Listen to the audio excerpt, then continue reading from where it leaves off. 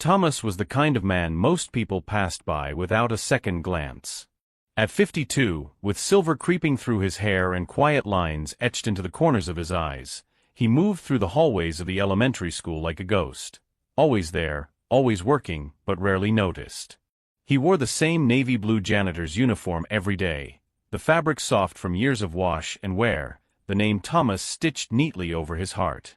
He'd been working at that public school in Texas for over a decade, long enough to know which ceiling tiles still leaked when it rained and which kids needed an extra smile in the morning. But Thomas wasn't the type to talk much. He greeted teachers with a nod, helped the cafeteria staff carry in heavy boxes, and stayed late without being asked, scrubbing floors until they gleamed under the dim fluorescent lights. He didn't do it for recognition. He did it because it was his job, and because someone had to care about the little things. What most didn't know was that Thomas went home to an empty house each night. His wife, Grace, had passed away 5 years earlier after a long illness. The grief never really left him, it just settled in quietly, like dust on a shelf. His daughter, Emily, was away at college now, the first in their family to attend. She worked part-time at the campus bookstore to help cover tuition, and Thomas sent her what he could from his modest paycheck, always telling her to eat well and get some rest. He didn't have much, but what he had, he gave. Not just to his daughter, but to anyone who needed a little extra kindness. A sandwich for a hungry kid. A Band-Aid and a smile after a fall. A gentle word to a child crying in the hallway. No one told him to do those things. He just remembered what it felt like to grow up needing someone and not always finding them. Despite the years, despite the loneliness, Thomas remained steady. He found comfort in his routines, in the quiet hush of an empty school after the final bell rang. It was in those quiet moments, mop in hand, soft music playing from a worn-out radio, that Thomas found a kind of peace. He wasn't chasing anything anymore. Not praise, not wealth, not attention. Just a clean floor, a warm heart, and the hope that maybe somehow he was making the world a little better, one hallway at a time. It was late in the afternoon, long after the last school bell had rung and the classrooms had fallen silent. Most of the students had already gone home, their laughter and footsteps now just echoes in the hallway. Thomas was in his usual rhythm, mop in hand, moving steadily down the corridor, the scent of pine cleaner lingering in the air. The sun outside cast long golden streaks through the windows, painting soft shadows on the floor. That's when he saw him, a small boy sitting alone on the bench outside room 12. His shoulders were hunched, head bowed, tiny hands wiping at his eyes. Thomas slowed his pace, quietly setting the mop aside. He recognized the boy, Lucas, second grade, usually cheerful, the kind of kid who said thank you even when no one expected it. But today, his little face was crumpled in quiet heartbreak. Thomas walked over, his boots soft against the polished floor. He crouched down slowly, careful not to startle him. "You all right there, buddy?" he asked gently. Lucas didn't look up. He just shook his head, trying to hold back more tears. Thomas waited a moment, then sat down beside him, not too close, just enough to show he was there. "I got teased today," Lucas finally whispered. "Because of my clothes. They said I wear the same shirt too much, that my shoes are old." Thomas nodded slowly. He didn't rush to respond, didn't try to fix it right away. He let the silence settle between them, warm and understanding. "My mom says we don't have money for new stuff right now," Lucas added, his voice cracking. "I told her I didn't want to come back to school. I don't want to be here anymore." Thomas turned to face him fully. "You know," he said, his voice low and calm, "when I was your age, I wore the same hand-me-down jeans all year long. Had a hole in one knee and a patch on the other. Kids laughed at me too." Lucas looked at him, wide-eyed. "Really?" Thomas nodded. "They sure did. But I'll tell you something someone once told me a long time ago, and I never forgot it." He paused, then said, "You don't need new clothes to be a good person. You just need a clean heart." Lucas blinked, his breathing evening out. Thomas reached for his lunchbox, the old metal kind, scratched and faded with years of use. He opened it and pulled out a sandwich wrapped in wax paper, then a small carton of juice. "I was gonna save this for later," he said with a wink. "But I think maybe you need it more than I do right now." Lucas hesitated, then took the sandwich with both hands, like it was something sacred. "Thank you, Mr. Thomas." "You're welcome, son." They sat like that for a while, just a janitor and a little boy, sharing a meal and a quiet moment in an empty hallway. No one else around. No cameras. No applause. Just kindness in its purest form. When the school bus pulled up outside, Thomas stood and offered Lucas his hand. "Come on, I'll walk you out." Lucas smiled for the first time that day, crumbs on his chin, hope in his eyes. He took Thomas's hand without hesitation. And as they walked toward the front doors, neither of them noticed the car parked just down the street, engine idling, windows half lowered. Inside sat a man in a tailored suit, hands on the steering wheel, watching the scene unfold, a man who would remember this moment for the rest of his life. If this moment touched something in you, stay with us, because what happened next changed everything. And if you believe the world needs more stories like this, go ahead and like this video, and subscribe to Justice Reloaded HD. The next chapter might just restore your faith in people. The late afternoon light spilled across the school parking lot, casting long golden beams through the dust-speckled air. In a sleek black SUV parked a few spaces down from the front entrance, a man sat behind the wheel, engine idling softly. His name was Daniel Shaw, a name that echoed in medical boardrooms, news articles, and Forbes profiles. Billionaire.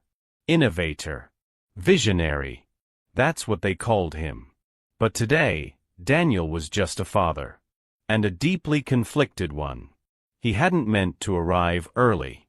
Meetings had wrapped ahead of schedule, and instead of heading back to the office, he decided, on impulse, to come pick up his son from school himself.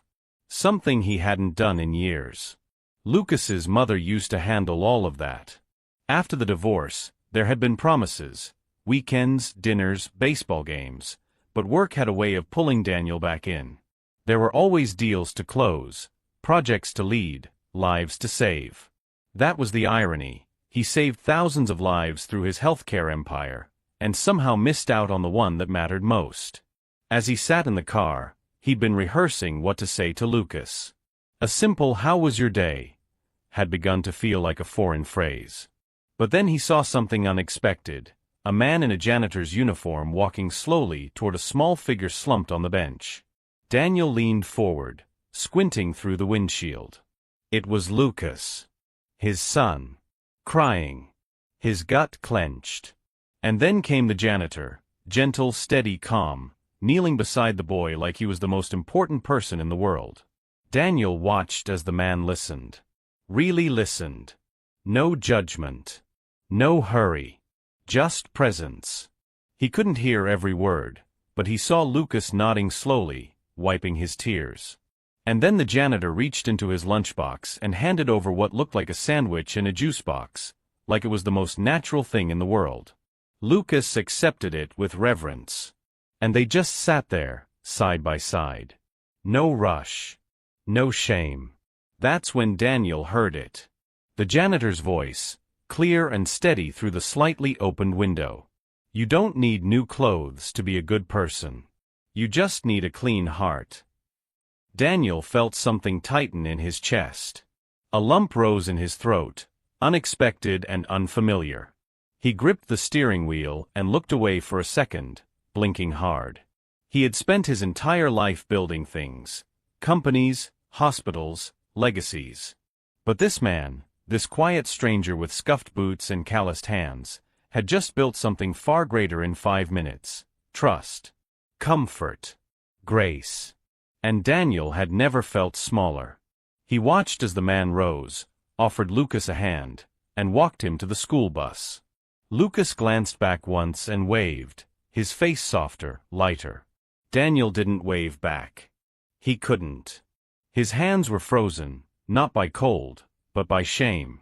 How had he not known his son felt that way? How had a stranger been more present in that moment than he had been in years?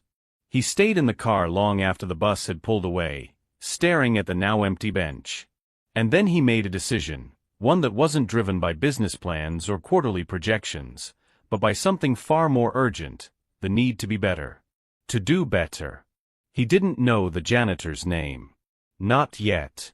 But he was going to find out. Because sometimes, the people who change your life aren't wearing lab coats or designer suits. Sometimes, they're wearing worn-out uniforms and carrying a mop, and still manage to clean more than just the floor. The next morning, the sun rose soft and golden over the quiet Texas school. Teachers trickled in, the smell of coffee drifting down the halls, papers rustling, classroom doors creaking open. It was a typical Thursday, to everyone else. But not for Daniel Shaw. He wasn't dressed like a billionaire today. No tailored suit. No entourage. Just a simple gray sweater over a collared shirt, khakis, and worn leather shoes that hadn't seen much daylight outside his closet. He walked the hall slowly, almost cautiously, like a man out of place, which he was. And yet, he wasn't looking for the principal or the superintendent. He was looking for the janitor. It took a few quiet inquiries and a teacher pointing down a side hallway before he found him. In the supply room, a cramped little space filled with brooms, buckets, and the faint scent of disinfectant. Thomas stood near the back, refilling spray bottles and checking a checklist clipped to the wall. He didn't hear Daniel at first. So Daniel cleared his throat gently. Thomas turned, a little surprised, but not startled. He offered the same calm nod he gave to anyone who crossed his path. "Can I help you?" he asked, wiping his hands on a rag. Daniel stepped forward. "I think I'm the one who owes the help." Thomas raised an eyebrow. "I saw you yesterday," Daniel said quietly. "Sitting with my son." A pause. "I'm Daniel Shaw, Lucas's father." Thomas gave a soft nod. "He's a good kid. Just had a tough day." Daniel took a breath, then said, "You did something yesterday. Something I haven't been able to do in years. You reached him." There was no pride in his voice. No polished delivery. Just honesty, raw and slightly shaken. "You sat down next to my boy and made him feel like he mattered," Daniel continued. "You made him feel safe, like he could be exactly who he is. I watched you give him a sandwich and a kind word. And I realized, I don't even know what my son's favorite lunch is anymore." Thomas didn't say anything right away. He just looked at the man, really looked at him. And what he saw wasn't power or prestige. He saw a father trying to come home. "I'm not proud of that," Daniel added, voice low. "But I wanted to tell you, thank you. For doing what I didn't." Thomas gave a quiet chuckle and shook his head. "You don't owe me thanks." "But I do," Daniel insisted. Thomas looked down at the spray bottle in his hands, then back at Daniel. His eyes were steady, kind, but held the weight of a man who had seen a lot and never asked for anything. "I just did what I wish someone had done for me," he said. "When I was his age. I would have given anything for someone to sit beside me and say I was enough." Silence hung for a moment between them, not uncomfortable, but meaningful. Then Thomas added, "Kids don't need us to be perfect. They just need us to show up." Daniel swallowed hard. "I'm trying," he said, almost to himself. Thomas offered a gentle smile. "Then that's a good start." For a man used to million-dollar boardrooms and groundbreaking ideas, it was humbling to realize that the greatest wisdom he'd heard in years came from a janitor in a supply room. But in that moment, Daniel didn't feel small. He felt something rare, a quiet kind of hope. And for the first time in a long time, he didn't feel like he had to fix everything. He just had to be there. A week passed, quiet and uneventful, at least on the surface. Thomas went about his days the way he always had. He mopped the halls before sunrise, checked the faucets in the restrooms, replaced broken light bulbs, and smiled quietly at students as they rushed past him. He didn't talk about what had happened with Lucas. He didn't think anyone else knew. And he certainly didn't expect anything to come of it. That morning, a white envelope sat in his staff mailbox. Unusual, since he rarely received anything more than supply lists or maintenance reports. It was heavier than normal, sealed with a formal crest from the school district. He opened it slowly, cautiously, like someone who'd learned not to expect surprises. His eyes scanned the first few lines, then stopped. Dear Mr. Thomas. It is with deep gratitude and admiration that the school board shares this news. He read the letter once, then again, just to be sure he hadn't misread it. Inside, it said that an anonymous donor had established a scholarship fund in the name of Grace Harper, Thomas's late wife. The amount, $100,000. The purpose, to support underprivileged students in their pursuit of higher education. But that wasn't all. The letter went on to say that, effective immediately, Thomas was being appointed as the school's new life education advisor, a part-time mentorship role that would allow him to speak to students, lead small group discussions, and share his life experiences as part of a growing initiative in character education. He stood still in the hallway for a long moment, the paper trembling slightly in his hands. Grace's name. On a scholarship. It felt impossible, and yet there it was, printed in bold, official ink. Her name would live on not in a headstone or a photograph on a dusty mantle, but in the futures of children who needed a chance. Just like she had always wanted. Thomas blinked back the heat in his eyes and folded the letter carefully, holding it like something sacred. He walked slowly to the courtyard where he knew no one would bother him, sat down on the old wooden bench under the elm tree, and let the moment sink in. Grace had always believed in second chances, in planting seeds that others might one day harvest. And now, somehow, someone out there had done this, in her name. Of course, he had a feeling who the anonymous donor might be. He hadn't seen Daniel Shaw since that morning in the supply room, but the look in the man's eyes, the weight of what he carried, had said more than words ever could. But Thomas didn't need credit. He didn't need headlines. He didn't even need a thank you. This was enough. Later that week, the principal made the announcement to the staff and students.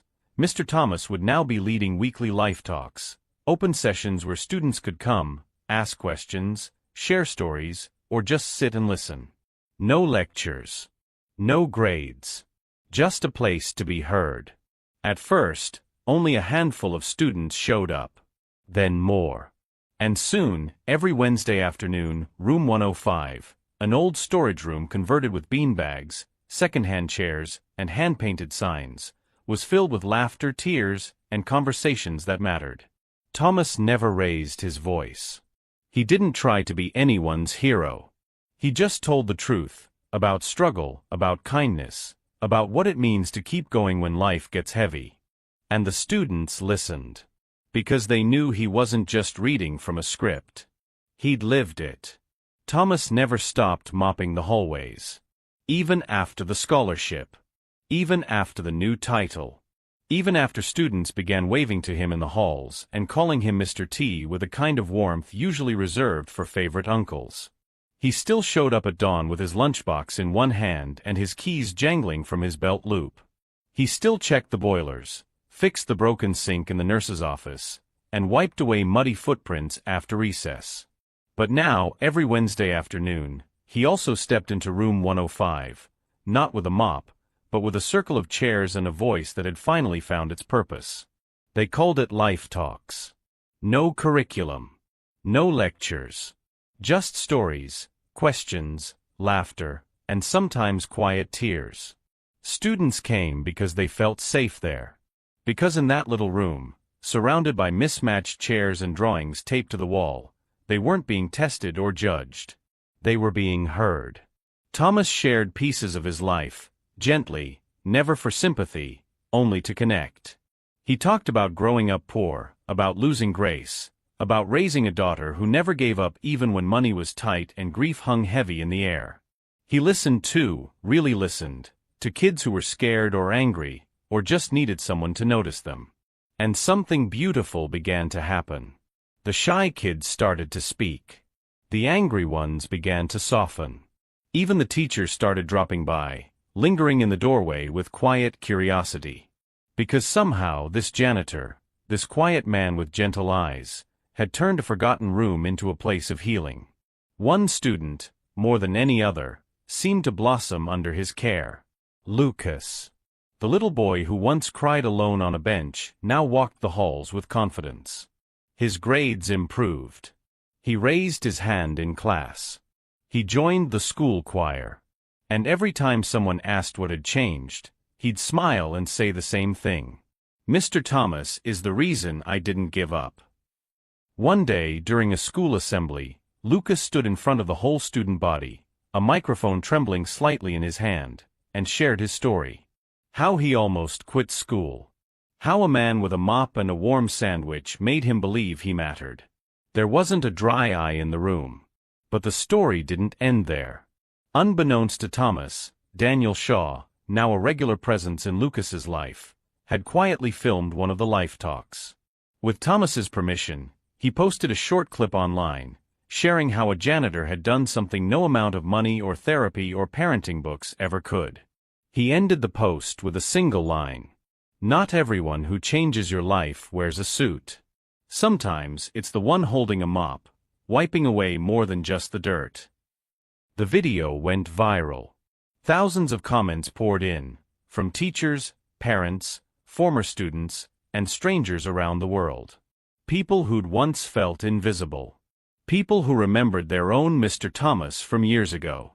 People who had lost hope, and found it again in this quiet man's story. Reporters called. Interviews were offered. Awards were suggested. But Thomas didn't want the spotlight. He just wanted room 105 to be ready by Wednesday. And so he stayed. He still fixed the heaters when they groaned in winter. Still swept up glitter after art class. Still whistled softly to himself while wiping down lunch tables. But now, he also gave kids a reason to believe they were worth something, no matter what they wore, where they came from, or what they were carrying inside. And somehow, in doing that, he gave himself the same gift. Because in a world that often looks up to find heroes, sometimes the ones who matter most are right there beneath us, wiping the floor, and lifting hearts. In a world that moves too fast, where titles and wealth often drown out quiet goodness, Thomas reminds us of something timeless. The most lasting impact comes from simple human kindness. You don't need fancy words or expensive suits to change a life. Sometimes, all it takes is a listening ear, a warm meal, and a heart that remembers what it's like to be overlooked.